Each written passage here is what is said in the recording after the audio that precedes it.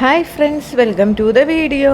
ഇന്ന് നമുക്ക് ചിക്കനും ബീഫും ഒക്കെ ഉണ്ട്. ഇത് ബീഫാണ്. ചിക്കൻ ഞാൻ കഴുകി വെച്ചിട്ടുണ്ട്. അപ്പോഴേക്കും പപ്പയും മോളും കൂടി ഇഞ്ചിയും ഉള്ളിയും വെളുത്തുള്ളിയൊക്കെ അരിയുന്ന തിരക്കിലാണ്. ഇന്ന് നമുക്ക് 2-3 ഗസ്റ്റ് ഉണ്ട്. എൻ്റെ അനിയത്തിയും മോനും വരുന്നുണ്ട്. അപ്പോൾ അതിന് വേണ്ടിയിട്ടാണ് നമ്മൾ ഈ ചിക്കനും ബീഫും ഒക്കെ എടുത്തിട്ടുള്ളത്. സ്ഥിരം നമ്മൾ അവർ വരുമ്പോൾ പുറത്തുനിന്ന് ഫുഡ് വാങ്ങി കൊടുക്കാറാണ് പതിവ്. ഇന്ന് നമുക്ക് വീട്ടിൽ തന്നെ കുക്ക് ചെയ്യാമെന്ന് നമ്മൾ തന്നെ പ്ലാൻ ചെയ്ത് അങ്ങനെ നമ്മൾ ചിക്കനും ബീഫും ഒക്കെ വാങ്ങി. ചിക്കൻ ഫ്രൈയും ചെയ്ത് ബീഫ് കറിയും വയ്ക്കാമെന്ന് വെച്ച് ഫ്രൈ ചെയ്യാൻ വേണ്ടിയിട്ട് ചിക്കൻ എല്ലാം എന്താ കഴുകി എടുത്തിട്ടുണ്ടെങ്കിൽ നമുക്ക് മസാലയൊക്കെ ഇട്ട് കൊടുക്കാം.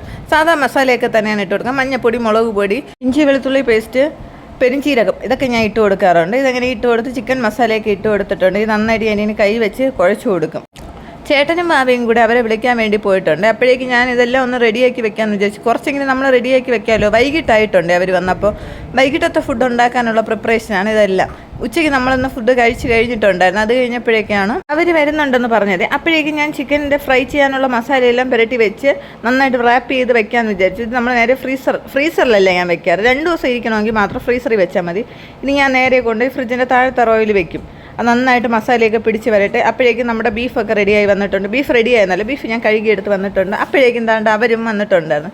ബീഫ് ഞാൻ കറിയാക്കാൻ വേണ്ടി കറിയായിട്ട് ഫുൾ കറിയാക്കില്ല, റോസ്റ്റായിട്ടാണ്. അപ്പം ബീഫ് മസാലയൊക്കെ തട്ടി കൊടുത്ത് അങ്ങനെ ഞാനിതിൽ റെസിപ്പിയൊക്കെ ഇട്ടിട്ടുണ്ട്. അപ്പോഴേക്കും താണ്ട് അവരൊക്കെ അവിടെ നിൽപ്പുണ്ട്. മാവച്ചിക്ക് എല്ലാവരും വരുമ്പോൾ ഒരു സന്തോഷമാണ്. അവർക്ക് എല്ലാവരുടെ കയ്യിൽ കയറിയിരിക്കാനും എല്ലാത്തിനും ഭയങ്കര ഇഷ്ടമാണ്. അപ്പോഴേക്കും ലോറിൻ്റെ വന്നിട്ടുണ്ട്. എന്നെ സഹായിക്കാൻ വേണ്ടി അവിടെ വന്ന് നിൽപ്പുണ്ട്.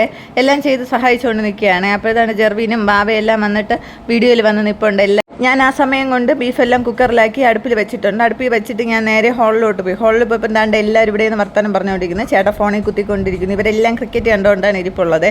ചേട്ടൻ പിന്നെ ഭയങ്കര ഒരു ഗെയിം അഡിക്റ്റാണ്. പിന്നെ വാവച്ചിക്ക് ഇവരെയൊക്കെ കണ്ട സന്തോഷത്തിൽ വാവച്ചിക്ക് എന്ത് ചെയ്യണമെന്ന് അറിഞ്ഞൂടാ. അവളാണെങ്കിൽ ഓരോ കളി കളിച്ചുകൊണ്ടിരിക്കുന്നത്. അവളും ലോറിൻ്റെ ആയിട്ട് നന്നായിട്ട് കളിച്ചുകൊണ്ടിരിക്കുന്നുണ്ട്. ജെർവിനും ചേട്ടനും എല്ലാം ക്രിക്കറ്റ് കണ്ടുകൊണ്ടിരിക്കുന്നുണ്ട്. ഇതേത് ക്രിക്കറ്റാണ്? ടെസ്റ്റാണെന്ന് തോന്നുന്നു. ഞാനിതൊന്നും കാണാറില്ല. പണ്ട് ഞാൻ നിറയെ ക്രിക്കറ്റ് കാണുമായിരുന്നു. ഇപ്പം ഞാൻ ക്രിക്കറ്റ് ഒന്നും കാണാറില്ല.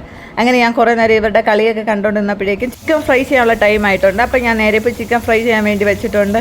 ഇനി ചിക്കൻ ഫ്രൈ നമുക്ക് ബീഫെല്ലാം റെഡിയാക്കി എടുത്ത് ഫുഡ് കഴിക്കും. രാത്രി നമ്മൾ ദോശ ഉണ്ടാക്കാമെന്ന് പ്ലാൻ ചെയ്ത് നേരത്തെ ദോശ മാവൊക്കെ വാങ്ങിച്ചിട്ടുണ്ട്. അപ്പോൾ ലോറിൻ്റെയൊക്കെ ഒരു ആഗ്രഹം അവൾക്ക് ദോശ ഉണ്ടാക്കണം. അപ്പോൾ ഞാൻ പറഞ്ഞു ഇനി ഉണ്ടാക്കിക്കോ.